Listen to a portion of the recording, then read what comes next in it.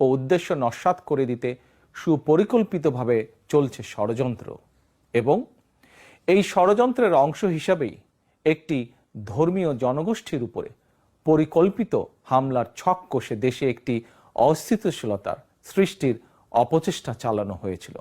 তবে হাসিনা পতন আন্দোলনের পক্ষের শক্তি এবং অন্তর্বর্তী সরকারের সময়োচিত পদক্ষেপের কারণে বিতাড়িত অপশক্তির পরিস্থিতির অবনতি ঘটাতে ব্যর্থ হয়েছে।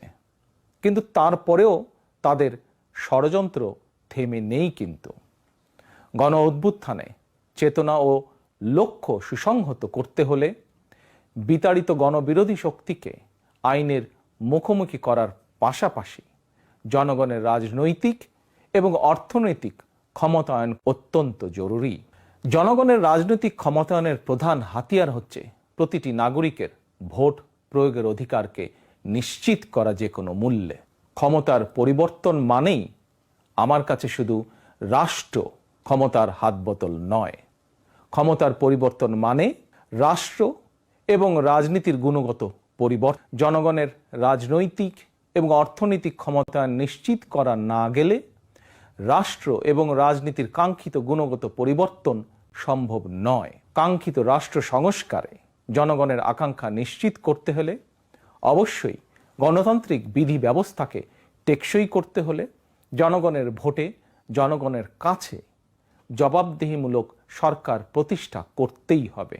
বাংলাদেশের পক্ষে শক্তির কাছে, গণতান্ত্রিক শক্তির কাছে আমার বিনীত আহ্বান, আপনারা পরাজিত অপশক্তির পাতা ফাঁদে পা দেবেন না। ছাত্র জনতার গণ অভ্যুত্থানকে চূড়ান্ত সফলতায় নিতে হলে কেউ দখলদারিত্বে লিপ্ত হবেন না। কেউ দয়া করে দুর্বলের উপর আঘাত হানবেন না। কেউ দয়া করে নিজেদের হাতে আইন তুলে নিবেন না। এবার আমি বিশেষ করে প্রিন্ট এবং ইলেকট্রনিক মিডিয়ার সংশ্লিষ্টদের দৃষ্টি আকর্ষণ করে দুটি কথা বলতে চাই। গণহত্যাকারী হাসিনা সারা দেশের সংবাদপত্রের স্বাধীনতা কেড়ে নিয়েছিল। সংবাদপত্রের স্বাধীনতা হরণকারী হাসিনা পালিয়েছে জনগণের অভ্যুত্থানে। জনগণের প্রত্যাশা, আপনারা আপনাদের যার যা সংবাদ